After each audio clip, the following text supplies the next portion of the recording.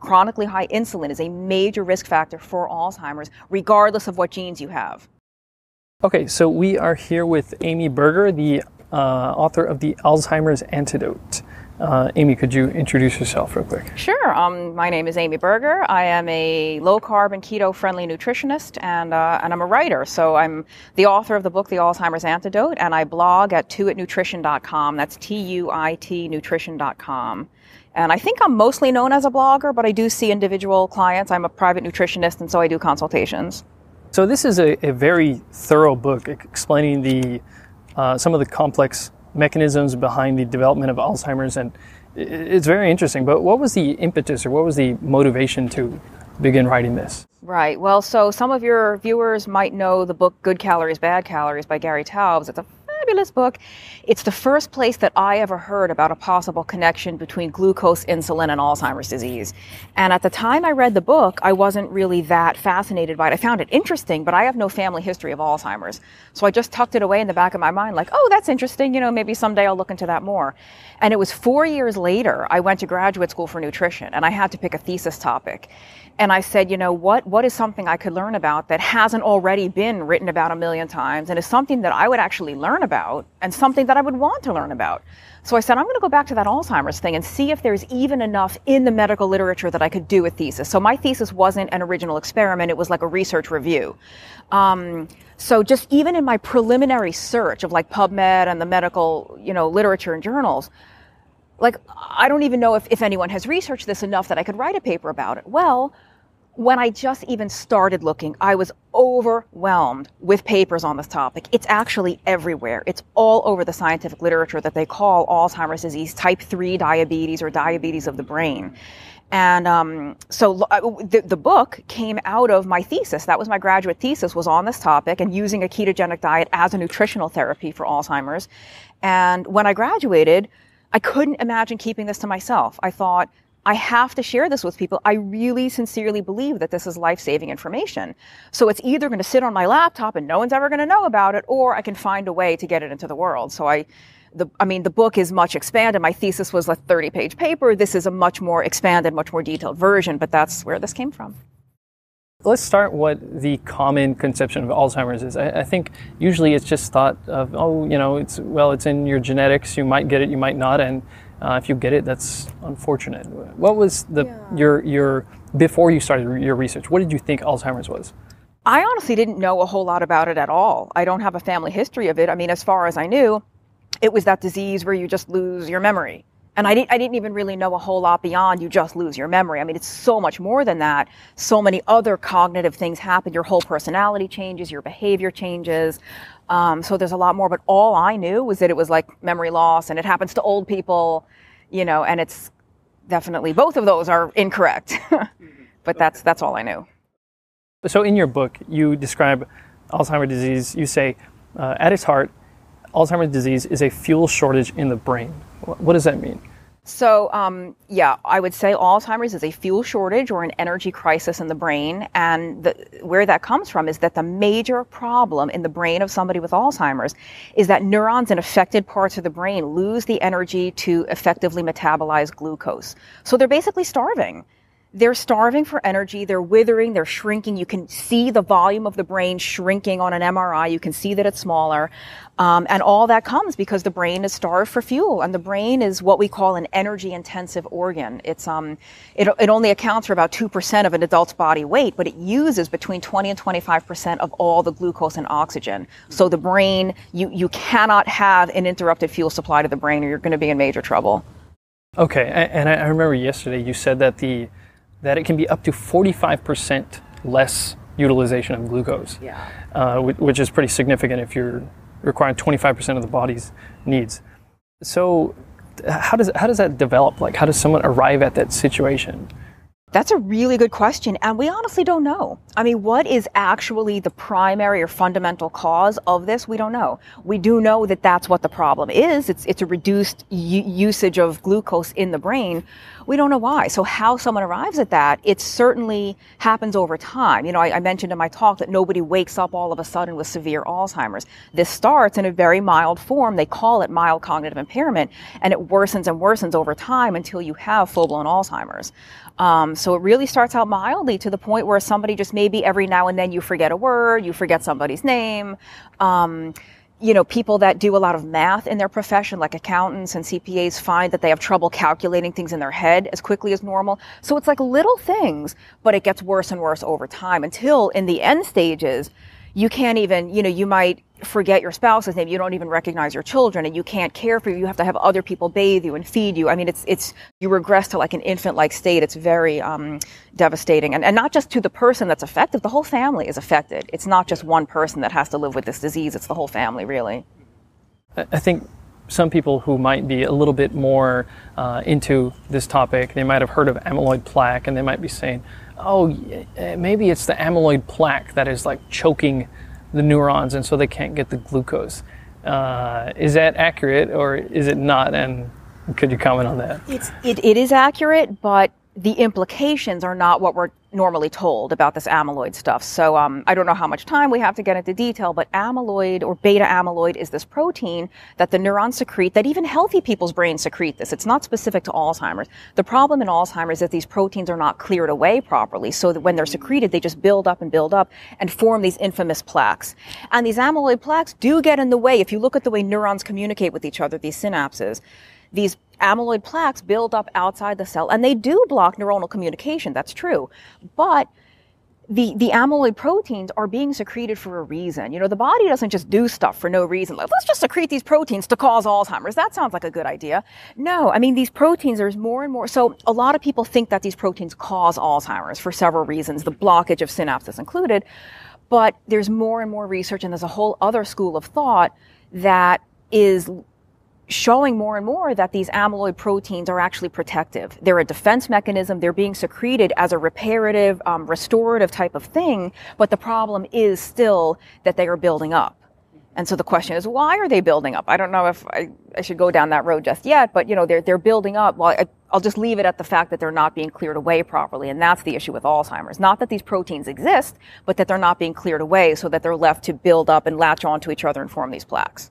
Is there, let's see, how can we put this? Is there a kind of a person with a type of lifestyle, and this type of lifestyle usually correlates with more amyloid plaque? So that's a good question, and I don't know if I can say there's specific lifestyle factors that are known to increase the plaque. I can say for sure, though, that there's something called the Apoe4 gene, which is the strongest known genetic risk factor for this disease. So we have 2 copies of each gene, one from our mother, one from our father. People that have 1 copy of this Apoe4 gene are at increased risk for Alzheimer's. People with 2 copies are at super substantially increased risk.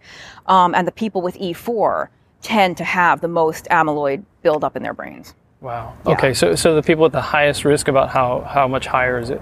So with Apoe4, if you are homozygous, meaning you have 2 copies of this gene, it's you have about a 50 to 90% chance of developing Alzheimer's. That's how strong this risk factor 50 is. 50 to 90. But it is a risk factor. That doesn't mean it causes Alzheimer's. It means you have an increased susceptibility to it. So whatever is causing Alzheimer's, you will be more sensitive to those factors if you have this. Yes. Okay, I see. Okay. And then jumping back to what you said at the start about how it's been described as type 3 diabetes. So I guess the logical step would be, okay, you get type 2 diabetes and then you progress into type 3 diabetes. Is that accurate? Partly, but not fully. So having type 2 diabetes is a risk factor for Alzheimer's or cognitive decline. So you are at increased risk to have dementia later in life if you're a type 2 diabetic. But not everybody with type 2 diabetes will develop Alzheimer's, and not everyone who has Alzheimer's had or has type 2 diabetes. So the thing is, when we talk about type 2 diabetes, we only ever talk about blood sugar, blood glucose. They never look at insulin. So there's a lot of people walking around right now with totally normal blood sugar, but the blood sugar is only normal because it's being kept in check by sky-high insulin. And in a lot of modern illnesses, what we call non-communicable diseases, meaning not something you can catch like a cold or a flu, not something contagious, some kind of chronic illness that's not like type 2 diabetes, like obesity, PCOS, cardiovascular disease, these non-contagious illnesses. So many of these are driven by chronically high insulin, even when blood sugar is normal. So you can get any of those things, whether it's hypertension, PCOS, gout, like all these things that are driven by high insulin, even when people's sugar is normal. And the same is true for Alzheimer's. Chronically high insulin is a major risk factor for Alzheimer's, regardless of what genes you have. So on the topic of insulin, what is it that degrades the amyloid plaque? What clears it out? You're saying that was one of the issues. It's not getting cleared out. Funny, you should ask. Yeah, this is really one of the most shocking things I came across in my research on this is that these amyloid proteins are not really a problem. Even healthy brains secrete them. The problem is in Alzheimer's, they build up. They're not cleared away properly. There's an enzyme that clears this stuff away, and it's called insulin degrading enzyme. I mean, how weird is that? So this enzyme, IDE, insulin degrading enzyme, has more than one target that it works on. These beta amyloid is one of its targets. Insulin is another of its targets. And the thing is, enzymes have different affinities, different sort of like favoritism for one target, one substrate over another.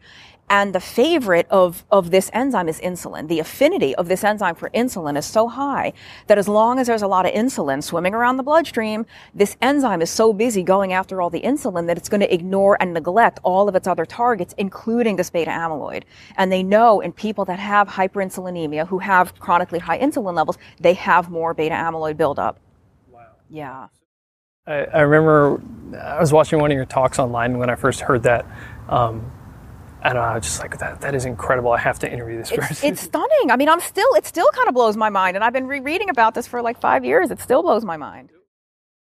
We were talking about amyloid plaque seems to be kind of choking the neuron's ability to utilize glucose. Is there a mechanism around that you can talk about? Yeah, so I do think there is a physical aspect to it, that these plaques do build up outside the cell, and they actually block synapses, they block neuronal signal transmission, but biochemically, so I'm going to get a little nerdy. Hopefully the audience is not going to be bored here, but this amyloid inhibits an enzyme called Pyruvate Dehydrogenase. And this enzyme, Pyruvate Dehydrogenase, is the connection between glycolysis and the Krebs cycle. So it's two ways to produce energy from glucose.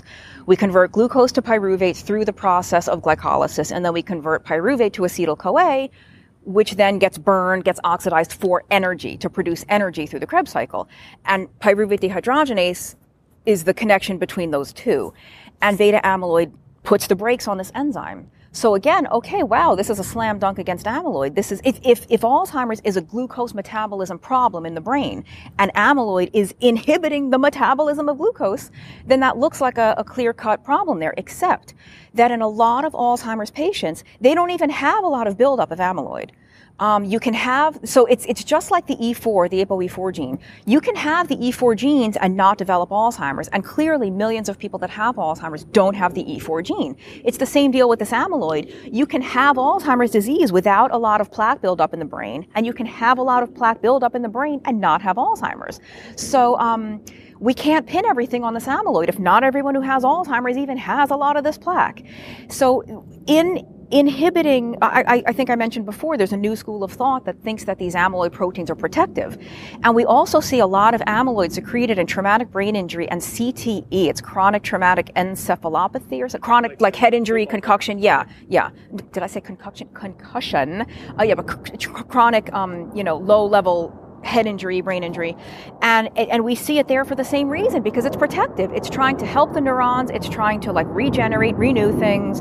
And in my opinion, and this is speculation, but when you look at the mechanism, because again, the brain isn't secreting this stuff for nothing. It's not secreting it to kill us. It's not secreting us to steal our minds. in inhibiting this enzyme, if the neurons in the cells are already so damaged from decades upon decades of the constant, what I would call nutritional insult, nutritional assault, from ceaseless influx of glucose and refined carbs and garbage food, then the cells in the mitochondria where we produce energy are already so damaged that secreting the amyloid may be their way of shutting off the glucose spigot. Like, no, I'm already so hurt and so damaged. I'm not going to even allow you to metabolize any more glucose. I can't. Like, I'm good. You're going to kill me. So it shuts off the glucose flow. And, not to biochem nerd out, but this glucose, instead of being used for energy, is shunted towards something called the pentose phosphate pathway, which is another biochemical pathway by which certain compounds are produced that can help these neurons restore and regenerate. So I think this amyloid, it looks very protective to me. And every time we try to get rid of it, people get worse. There's been multiple pharmaceutical drugs developed now to reduce the formation of these proteins and plaques, and every single one of them has totally failed. Now they succeed in that they actually do reduce the formation of the proteins and plaques, but those reductions have never had any, improvement in the disease. That you get rid of the amyloid and everybody still gets worse. And I remember you saying in your talk that when people talk about an Alzheimer's drug, it's usually an amyloid plaque drug. Okay. So it's always an anti-amyloid drug. In the same way that, I'm sure your viewers are familiar with the cholesterol thing, the cholesterol story, where, statin drugs do reduce cholesterol. They do. But having a lower cholesterol doesn't guarantee freedom from heart disease or heart attack. It's the same way with the amyloid. These anti-amyloid drugs do reduce amyloid. That doesn't do anything to improve Alzheimer's. So whoop-de-doo, you have less amyloid. Just like with the statin, whoop-de-doo, my cholesterol is lower. I still had a heart attack. I still lost my mind. I mean, and I'm not a cardiologist, please forgive me. There may be some patient populations for whom a statin is appropriate. I'm not saying they're always bad, but more and more, even some cardiologists are saying, okay, statins are helpful, but it's some other mechanism other than lowering LDL. So. On that note of cholesterol, in your book you have a chapter, the cholesterol, the brain's best friend. Could you, not to give the whole chapter away, but could you comment on that real quick? Yeah, so you cannot have healthy cognitive function without cholesterol, end of sentence, period. The brain contains about 25% of all the cholesterol in your whole body. The brain is loaded with cholesterol. Every single neuron, every single piece of myelin, every single mitochondrial membrane, you need cholesterol. And they've done, studies over and over and over again that show people with higher cholesterol, especially later in life as they get older, have better cognitive function. You just can't have proper brain function without cholesterol. Like, I just can't do it. Okay. I don't know what else to say. I mean, cholesterol, it's not this thing. It's not this scary thing we've been led to believe. Every single cell membrane in your body has cholesterol in it. Your liver produces more cholesterol than you could ever eat from eggs and butter and shellfish and red meat. And again, the liver isn't producing cholesterol to kill us and to clog our arteries. It's just like the brain isn't producing amyloid to kill us. This stuff is there for a reason. Now to wrap back to the initial question that I had, we're asking you about why Alzheimer's disease is a fuel shortage, and you're explaining how the uptake of glucose is severely limited. But, we've been taught that the brain has to run on glucose. It sounds like it's kind of a doomed situation. What can we do? Well, so it is a doomed situation if the brain doesn't have any alternative fuel supply. So think of the brain like a hybrid car. The brain runs on glucose, but that doesn't mean it can only run on glucose. So we know, the scientific community knows, most of your viewers probably know that the brain can run beautifully on ketones. There's this other alternative fuel source that the brain can run on.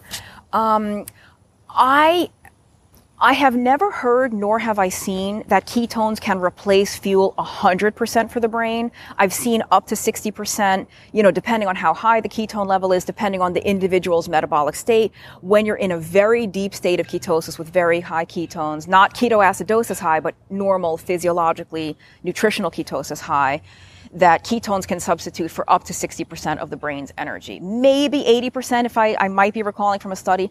I don't know if it's ever been shown that it can replace glucose 100%. So you need some glucose, at least as far as we know. But ketones can at least compensate. They can fill that gap somewhat.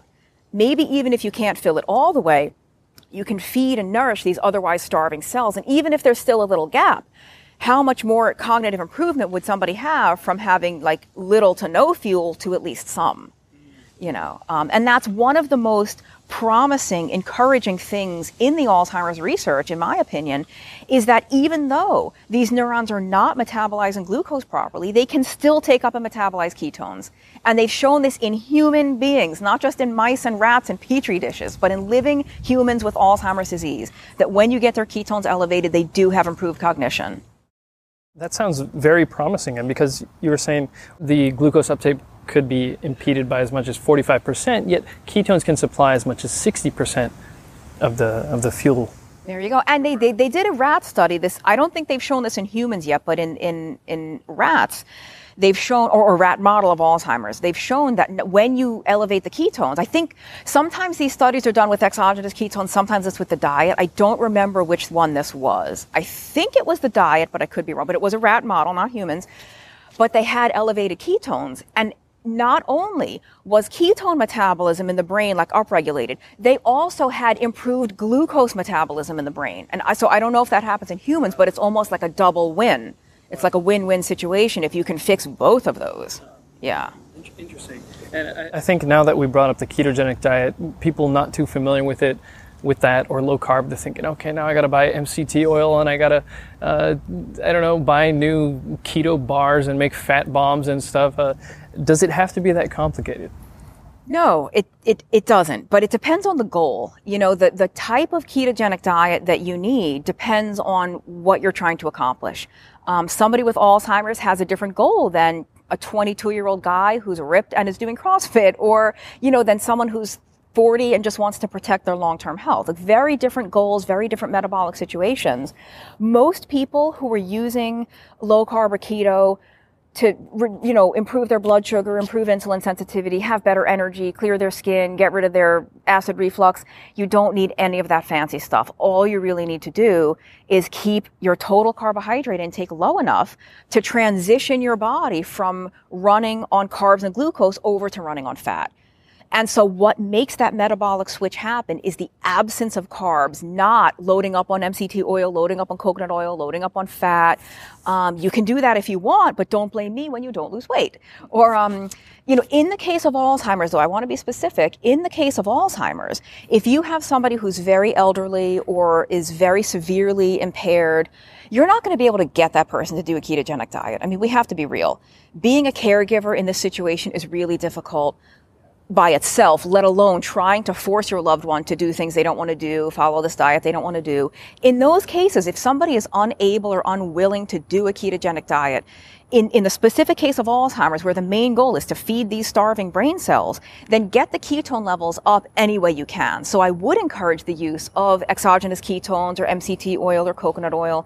And it's not that you can't use those in the other scenarios, but in those metabolic situations, type 2 diabetes, PCOS, gout, hypertension, all this stuff, what makes low carb or keto effective for those is not the high ketones, it's the lower blood sugar and insulin. And that comes from the low carbs, not from high ketones.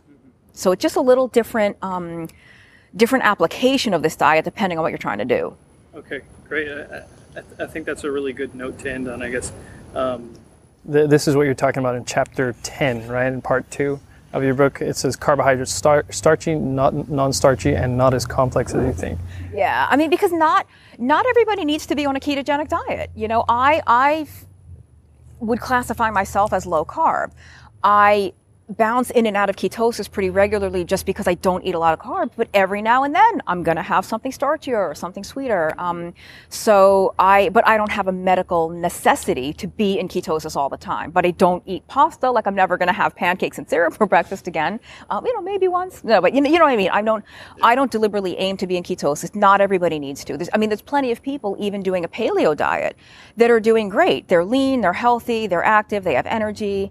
They're not eating tons and tons of garbage carbs all day, but they might be eating fruit, they might be eating some starchy vegetables. So everybody's carb tolerance, everybody's insulin sensitivity differs. I don't think everyone needs to be eating 300 grams of carbs a day, but not everybody needs to live at like 20 to 30 grams a day strict ketosis all the time. Okay. I think that's a great message for people who are hearing, like, oh, I heard the keto diet's 80% fat. Like I can't have carrot, or like don't, if I can leave the viewers with anything, don't let anybody be your keto police. Don't let anyone food shame you. Don't let anyone ever tell you the phrase, that's not keto. If you have half a carrot, shred it on your salad. Well, carrots aren't keto. You really, half a carrot is going to be the difference between me becoming diabetic and not? Like, can we please be a little rational about this? Okay, well, Amy, I think that's an excellent point to end on. Is there somewhere I can direct everyone to check out your content? Yeah, so my book is The Alzheimer's Antidote. You can find that on Amazon or my website. My website is tuitnutrition.com, T-U-I-T nutrition.com. And I just started a YouTube channel of the same name, Tuit Nutrition. And I'm very active on Twitter. My handle is Tuit Nutrition. Okay, well, All right, thanks so much. Thanks a lot. Thank Appreciate you. it.